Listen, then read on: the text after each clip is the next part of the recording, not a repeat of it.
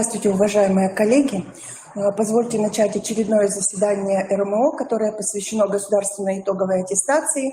И сейчас у нас приближается первым делом ОГЭ. И сегодня я предлагаю вашему вниманию прослушать информацию об особенностях оформления заданий повышенного уровня сложности с развернутым ответом ОГЭ.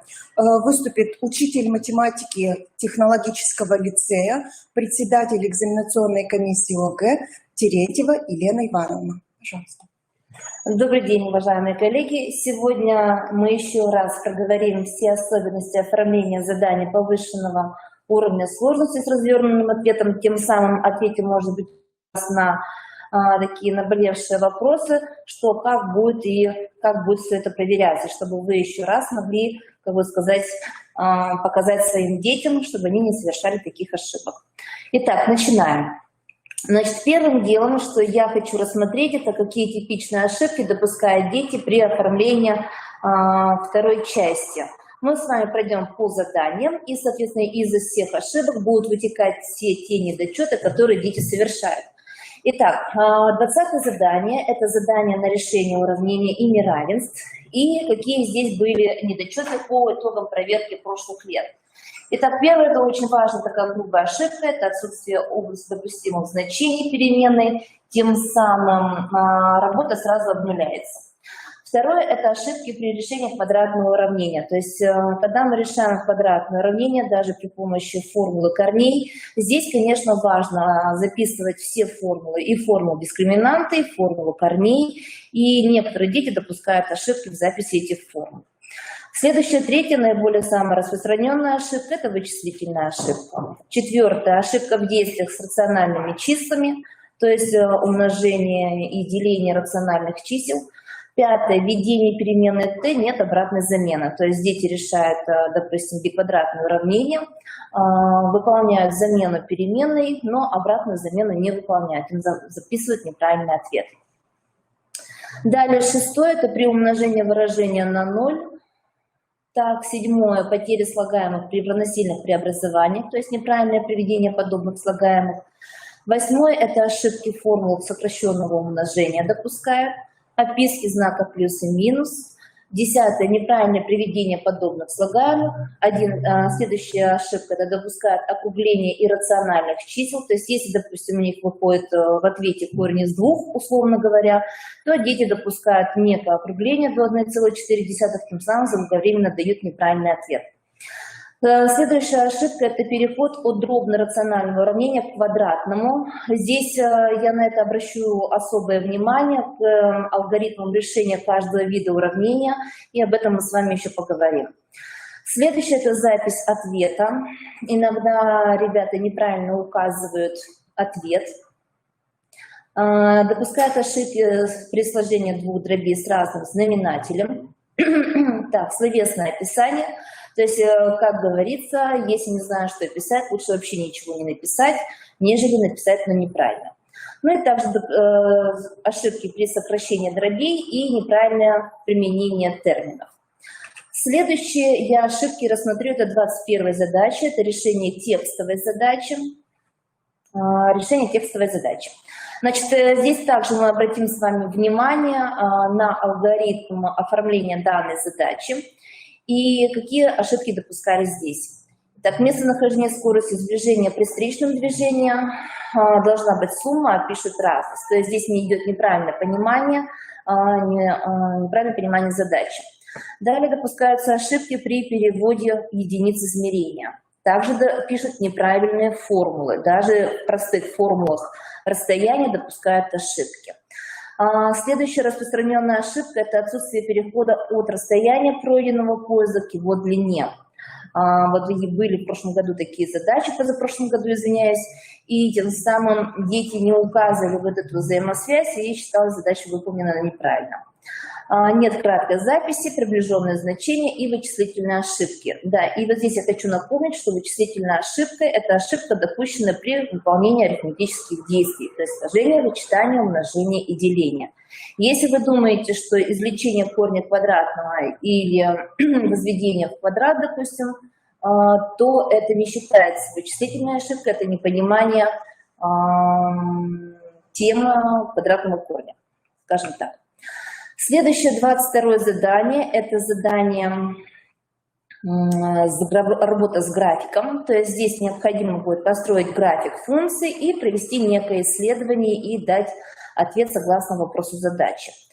Здесь вот на экране вы можете прочитать типичные ошибки, но я хочу очень, как бы сказать так, остро обратить внимание на то, что когда рассматривается функция, первым делом, первым шагом должны дети рассмотреть область определения.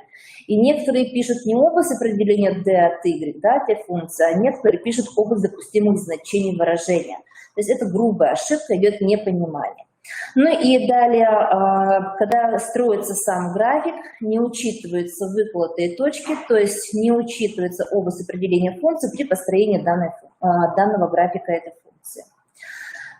Следующая наиболее распространенная ошибка – это отсутствие проверки граничной точки. Это касаемо тогда, когда у нас с вами будет график кусочной функции.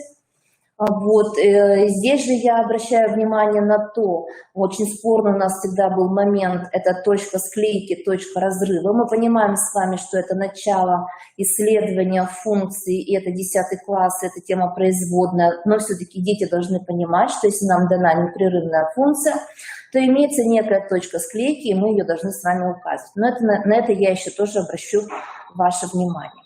Так, ну вот, это у нас был модуль алгебра, поэтому сейчас я, скажем так, более еще так подробненько остановлюсь на каждом задании. Итак, задание 20 – это решение уравнений и неравенств, какие алгоритмы должны быть выполнены и что мы будем ждать от детей, что должно быть как бы на максимальный балл. Итак, первое, что встречается, это решение квадратного уравнения. Значит, мы с вами знаем, как решается квадратное уравнение, то есть если оно не полное, то мы его решаем, применяя свойства коэффициентов или правила нахождения корня уравнения, определив, какому из трех случаев соответствует данное уравнение. То есть все эти схемы ребята знают, и согласно этой схеме должны быть проведены все вычисления. Если же уравнение полное, то мы его решаем 4 способами. Первое – это по свойству коэффициентов, по теореме обратной, теореме Виета. Третье – это по формуле корней. И четвертое – разложение на множителя. Каким бы вы способом ни оформляли решение этого квадратного уравнения, оно должно быть четко прописано. То есть, если мы применяем первый способ, свойства коэффициентов, мы так и пишем. По свойству коэффициентов написали это свойство, подставили, проверили и сделали соответствующий вывод о значении корней. Если мы работаем по теореме обратной, теореме Виета, мы вообще должны сначала в первом случае первым шагом определить вообще наличие корней, то есть найти дискриминант и убедиться, что он не отрицательный. Ой, вернее, то, что он не отрицательный. А тогда после этого уже только применить теорему обратной, теорему Виета, то есть рассмотреть систему из равенств и вычислить. Если мы применяем формулу корней, то мы должны строго, четко прописать формулу дискриминанта, потом подставить и найти, написать формулы корней, подставить и найти. То есть запись формулы должна быть обязательно. Мы показываем эти вот базовые умения. И четвертое – это разложение на множители, но здесь тоже имеется запись, которая должна быть выполнена. Это вот решение квадратного уравнения. Также у нас встречается еще и решение дробно-рационального уравнения. Здесь тоже имеется 2 способа. Вот давайте разберем первый способ. Это когда мы с вами переносим все члены уравнения в одну часть, приводим к общему знаменателю, складываем полученные дробью и потом говорим, дробь равна нулю, когда числитель равен нулю, а знаменатель не равен нулю. То есть мы рассматриваем систему из 2 равенства и неравенства. Это вот наиболее такое подробное и понятное для детей решение. И сделать можно сноску на решение уравнения и на решение неравенства. и далее обратно вернуться в систему и сделать соответствующий вывод из нее. Второй способ – это мы можем найти общий знаменатель всех дробей, входящих в наше уравнение, и умножить обе части уравнения на найденный общий знаменатель. Но тогда здесь нужно будет отметить, что если у нас в знаменателе имеется переменная, то мы должны написать, что мы умножаем на такое-то выражение, неравное нулю. И обязательно эти значения переменной, которые обращают знаменатель в ноль, указать, потому чтобы они потом либо далее сделать проверку, чтобы наше уравнение не обращалось в ноль. Ну, мне кажется, наиболее понятный способ это будет первый, и в нем ребята допускают наименьшее количество ошибок. Так, следующее это решение неравенств. Как бы базовым умением 9 класса у нас это решение квадратного неравенства. И здесь имеются два распространенных способа. Это метод интервалов и метод парабол. Также есть еще алгебраический способ решения неравенств. Это переход к совокупности систем. Но, в принципе, скажем так, по итогам проверок прошлых лет очень редко кто из детей переходит к совокупности систем. Наиболее часто мы видим решение это при помощи методов интервалов. Но и здесь дети допускают ошибки. Какие? Мы должны четко показать весь алгоритм. То есть метод интервалов. Это такой специальный алгоритм, предназначенный для решения сложных неравенств. В частности, квадратного неравенства. И первым шагом, что мы делаем, это мы рассматриваем функцию, которая будет состоять из левой части нашего неравенства. Далее, рассмотрев функцию, мы решаем уравнение f от x равно нулю, тем самым находим нули функции. Получаем нули функции и отмечаем их на координатной прямой. Далее координатная прямая этими нулями у нас делится на несколько интервалов. И мы должны показать обязательно, как мы определяем знак хотя бы на одном из интервалов. Но, как правило, берут самый правый интервал. Мы показываем, каков знак принимает функция на данном интервале. Далее достаточно поставить, что у нас, предположить, что будет чередование знаков, если нет кратности корней.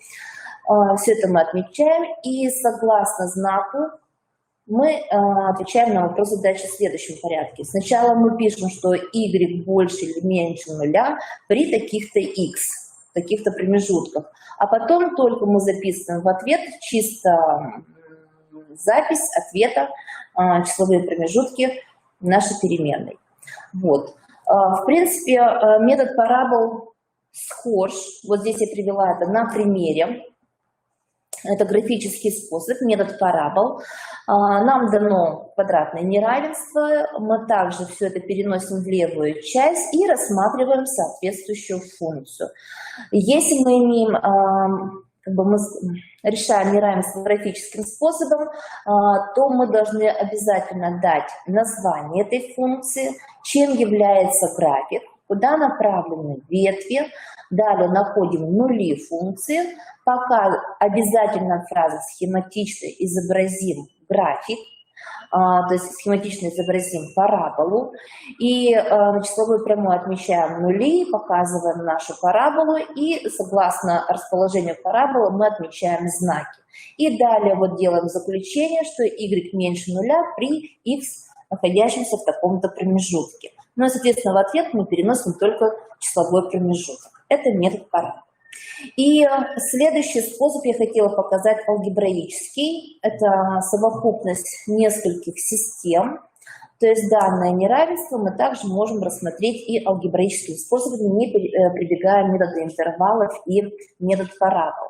Но данное решение, наверное, будет допустимо, или как сказать, решают наиболее часто дети с хорошей подготовкой математической, которые имеют четкое понимание, где у нас совокупность, где система. И, конечно же, здесь это показан критерий для учителя. Это не полное решение ученика, которое должно быть. Здесь, как вы понимаете, по решению по решению каждой системы должна быть изображена числовая прямая, на которой будут отмечены данные точки, и отмечено либо штриховкой, либо дугой каждый числовой промежуток. То есть должен быть сделать вывод, чем будет являться решение каждой системы. Ну и, соответственно, совокупность это будет объединение решений систем двух, и записываем ответ. Вот, это что касалось 20-го задания. Теперь проговорим с вами 21-е задание, это решение текстовых задач.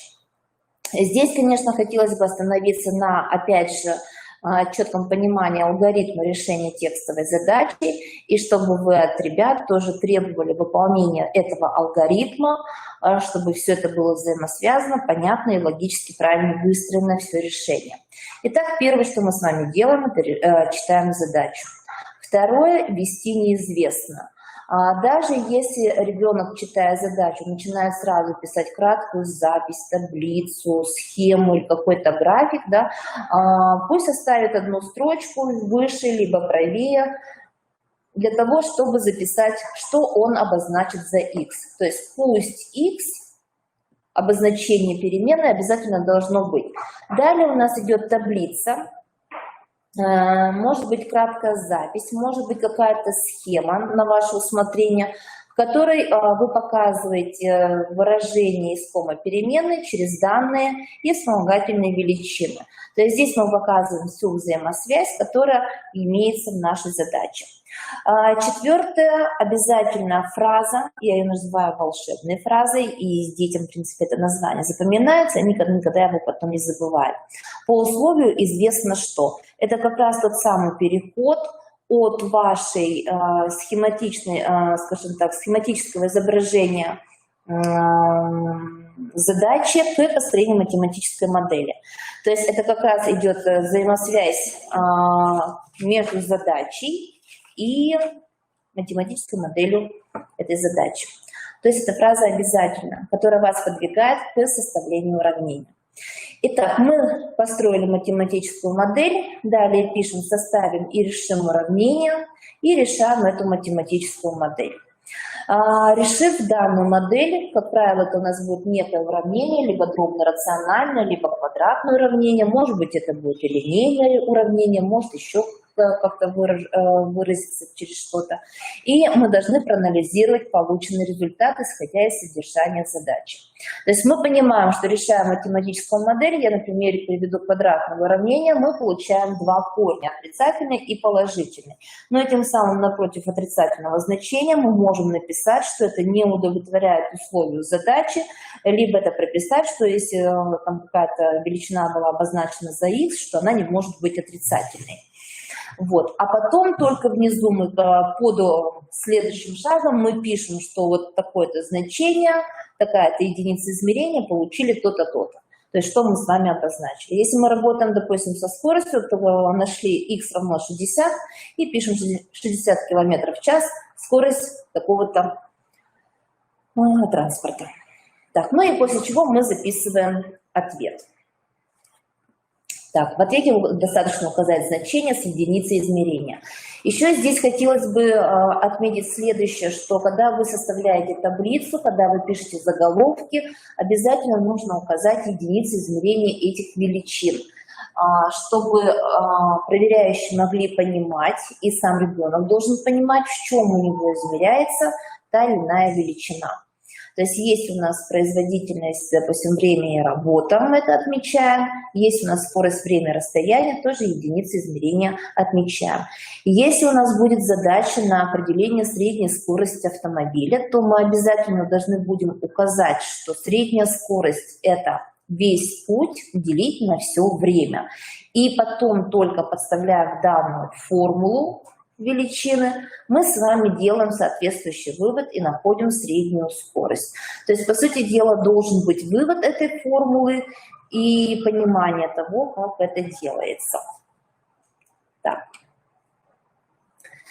Следующее, самое интересное, это 22-е задание, это построение графика той или иной функции и далее проведение исследования параметра.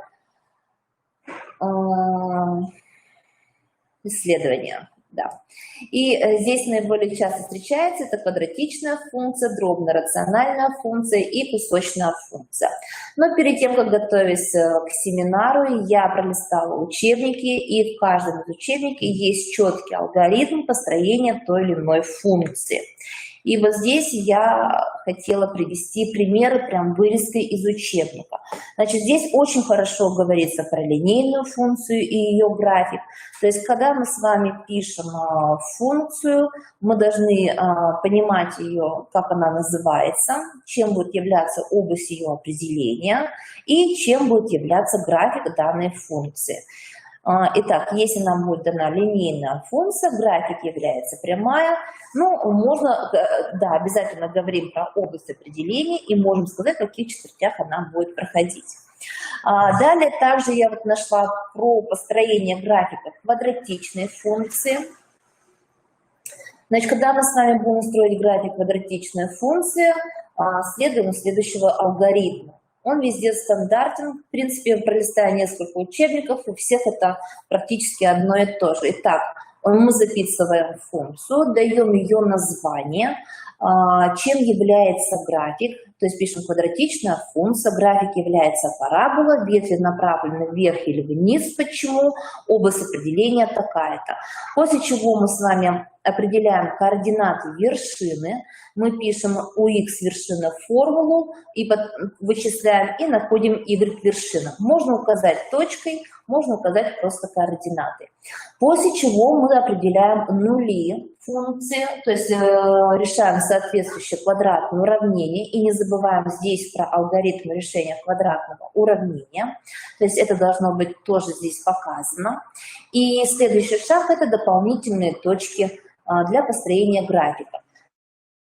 Указывается еще дополнительно 3-4 точки для того, чтобы правильно, красиво изобразить график нашей функции. После чего переходим к построению. Это нужно показать систему координат, направление лучей, название, пересечение, начало отсчета и единичный отрезок на каждой полуоси.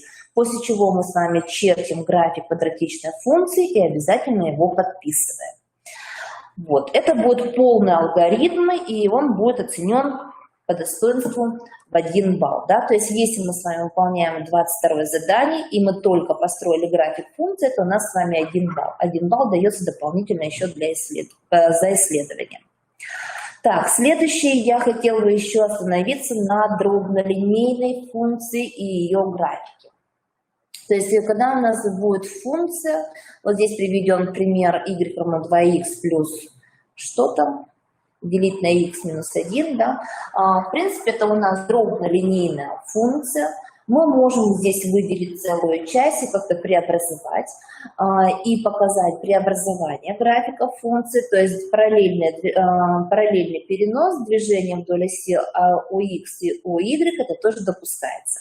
То есть если, в принципе, ребенок владеет этой информацией, то он может тоже это показать.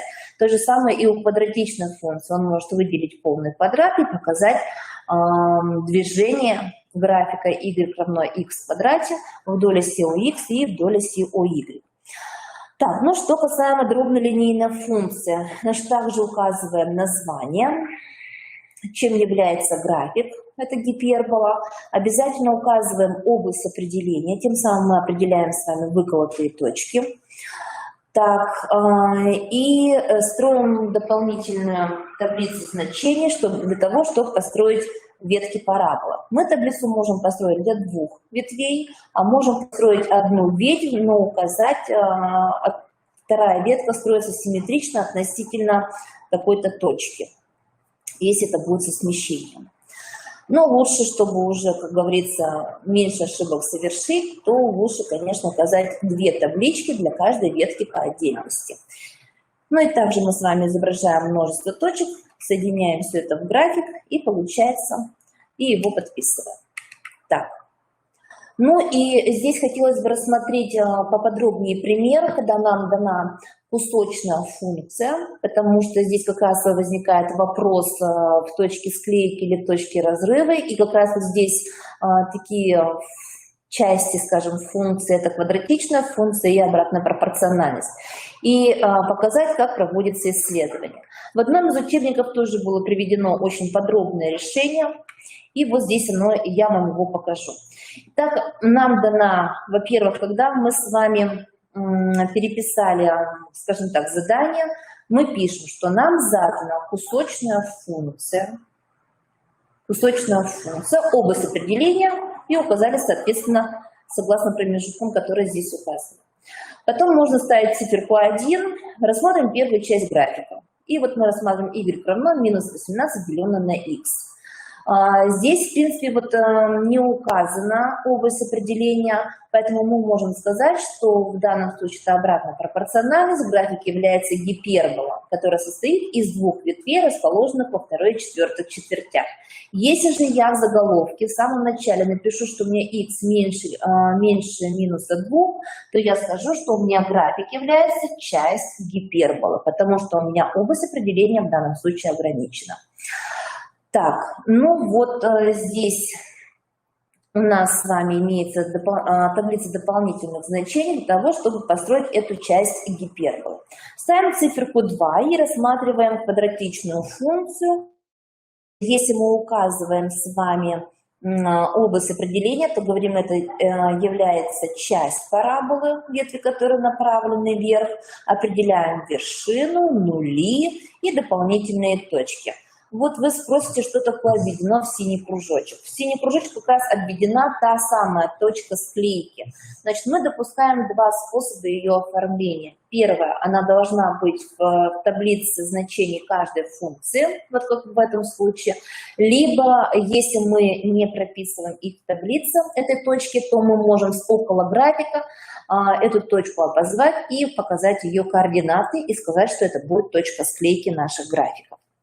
Все, вот на данный момент у нас есть с вами полноценный 1 балл за то, что мы с вами построили правильно график функции. Следующее, это мы ставим циферку 3 и проводим исследование. Во-первых, нам даны прямые y равно n, и это мы пишем либо это семейство прямых, либо это множество прямых, которые параллельно оси x или совпадают с ней. То есть обязательно прописываем, что это за прямые. Так, и когда мы рассматриваем вот это самое множество прямых, которые параллельно оси x или совпадут с ней, мы должны это показать и на графике, и отдельно записываем. То есть на графике я могу писать y равно n меньше нуля. Это я показала на графике. Ниже я написала, при n меньше нуля прямая не имеет общих точек. То есть в данном случае в исследовании я говорю про количество общих точек, либо их отсутствие. Итак, провожу все возможные варианты, которые здесь будут, да, показываю все это на графике, выписываю полностью все исследование. А потом только я делаю выборку согласно нашему вопросу. Нам нужно было, чтобы данные прямые имели с графиком одну или две общие точки. Но из нашего исследования мы выбираем ответы, то, что при m равном 0 и при m больше либо равном 9. И записываем соответствующий ответ. Вот такое вот оформление 22 задачи будет оценено в 2 балла, без всяких недочетов. То есть все четко, красиво. Так. Ну что, переходим к модулю геометрия. В геометрии у нас также имеется 3 задачи. Это 2 задачи повышенного уровня и 1 задача высокого уровня. Это последняя 25-я задача. 23-я задача – это у нас задача на нахождение определенных величин. 24-я задача – это задача идет на доказательство. И 25-я задача – это задача высокого уровня, в котором нужно будет, наверное, провести где-то и доказательства, и нахождение определенных элементов той или иной фигуры. И вот здесь как раз прописано, какие допускают наиболее часто ошибки дети. Так, во-первых, отсутствие чертежа. Ну, мы с вами говорим, что, в принципе, геометрию невозможно решить без чертежа. И если чертеж отсутствует, то вся задача по нулям. Так, следующее, ошибки в чертежах. То есть здесь идет разное обозначение углов с одинаковыми дугами. Может быть, это потом. Это потом, да? Так, разными дугами, разными черточками, может быть какое-то несоответствие, тоже здесь дети могут показать. Так, отсутствие дано или его часть. Вот, кстати, здесь я, наверное, говорю, что мы с вами говорили уже об этом, что мы можем допустить аргументированный чертеж. Что значит аргументированный чертеж? То есть мы делаем рисунок к задаче и вносим на этот рисунок все данные, которые есть в этой задаче. То есть это будет называться аргументированным рисунком. Но это нужно сделать так, чтобы это было не ляписто, чтобы это было понятно, где что за что обозначено, и чтобы это было видно все. Ну, конечно же, лучше детей учить, чтобы это было записано отдельно в дано, и это все-таки удобнее. Так. Следующая ошибка – это отсутствие ссылок на свойства определения, теоремы и так далее. То есть вообще, когда мы с вами решаем геометрические задачи, мы должны детей приучать. Сделал шаг, говорим почему. Сделал шаг, на что мы основываемся. То есть мы каждое свое действие должны подтверждать либо определением, либо свойством, либо каким-то признаком, либо теоремой и так далее. Мы можем с вами смело использовать именные теоремы, то есть теорема Пифагора, теорема Менелая, теорема Платомета, теорема Чевы. Это все мы можем именные теоремы использовать без дополнительного доказательства. И также мы можем использовать те теоремы, которые имеются в базовом курсе геометрии.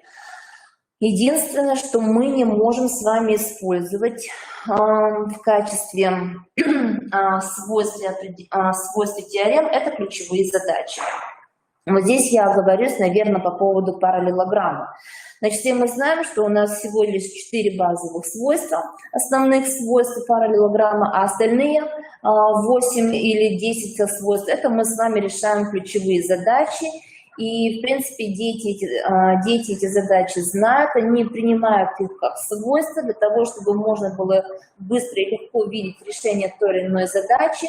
И иногда бывает ошибкой то, что они эту задачу используют как данное, как уже ранее доказанное свойство, да, основное. Это ошибка.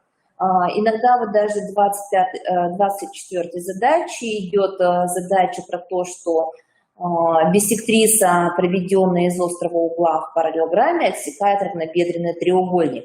Мы с ребятами эту ключевую задачу доказывали, мы принимаем ее как данное, но однако это не основное свойство, не базовое, которое мы можем использовать. То есть все эти вещи мы должны уметь доказать. Так, следующее, какой здесь можно еще говорить недочет про прямоугольный треугольник.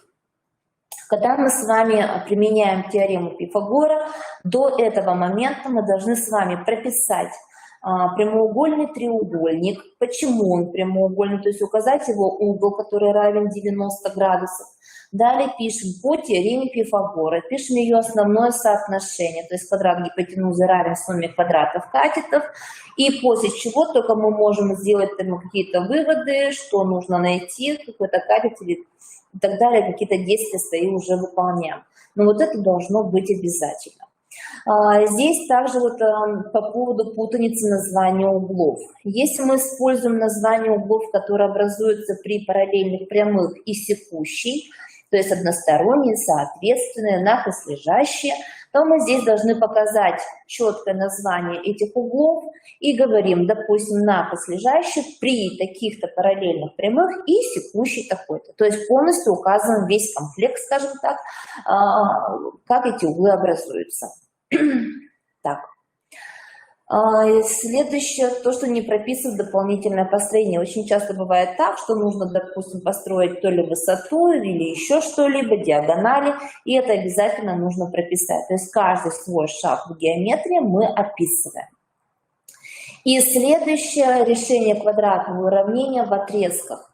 Вот здесь я привела такую запись, что АБ в квадрате равно 15, и ребенок пишет, что АБ равно плюс-минус корень из 15. Это будет ошибка, потому что в данном случае ребенок решает уравнение квадратное в отрезках, поэтому здесь правильнее было бы написать, что АБ равно просто 15, без корень из 15 без отрицательного значения. Если же мы бы ввели переменную и решали квадратное уравнение, то здесь запись была бы соответствующая x равно плюс-минус корень квадратный из 15.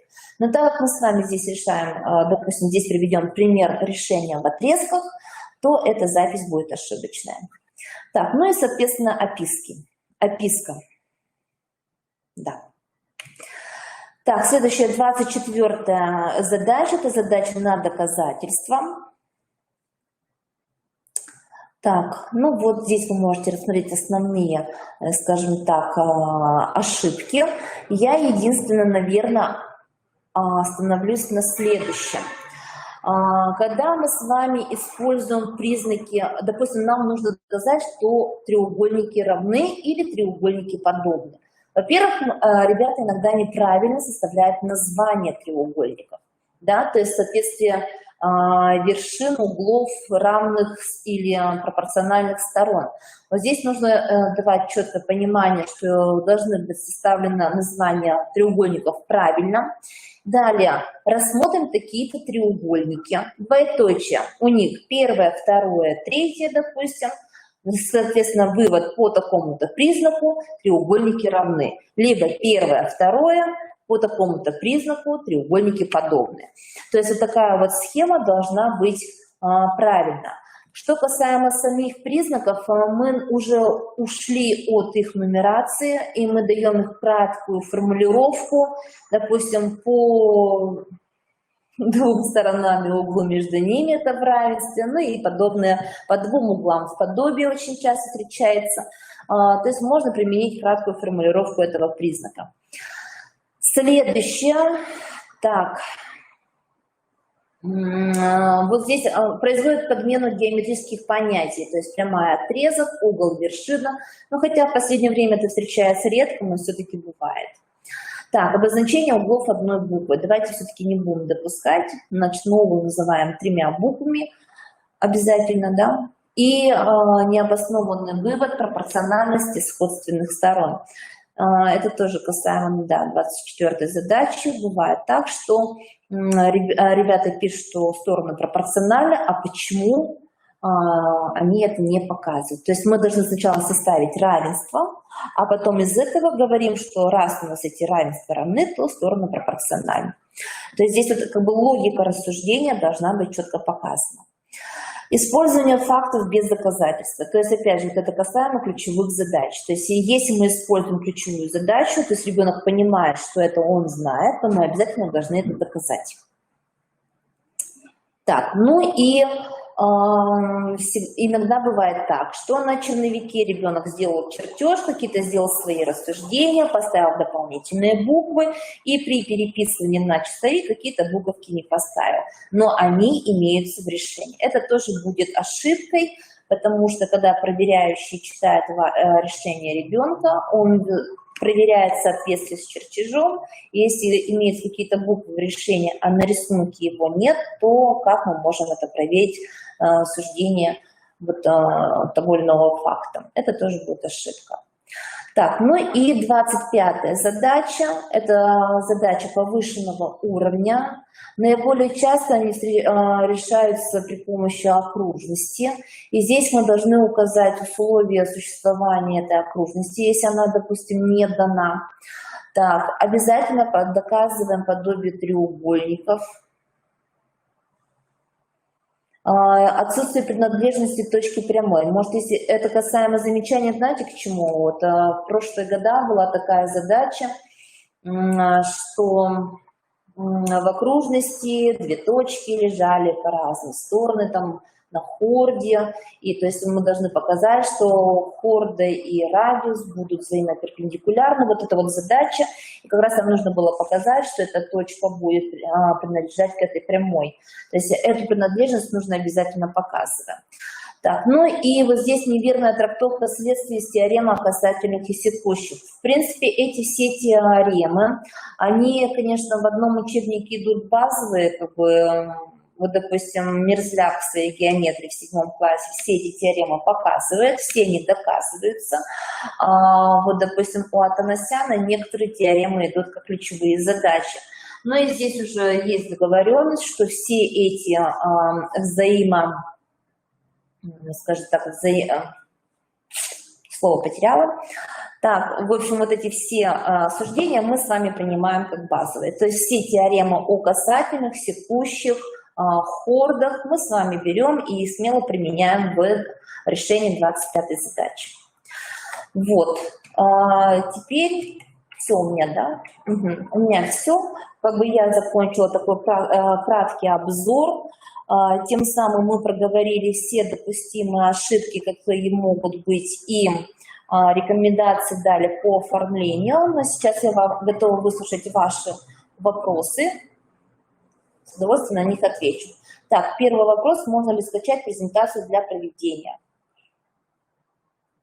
Это будет? Да? Да, можно будет, конечно. Если вам это поможет в вашей работе, конечно, это будет хорошо. Тем более, что совсем скоро у нас будет этот экзамен. Так, есть еще вопросы? Если вопросов нет, я очень рада была вас всех увидеть, услышать. И всего доброго и удачи на экзамене и при подготовке.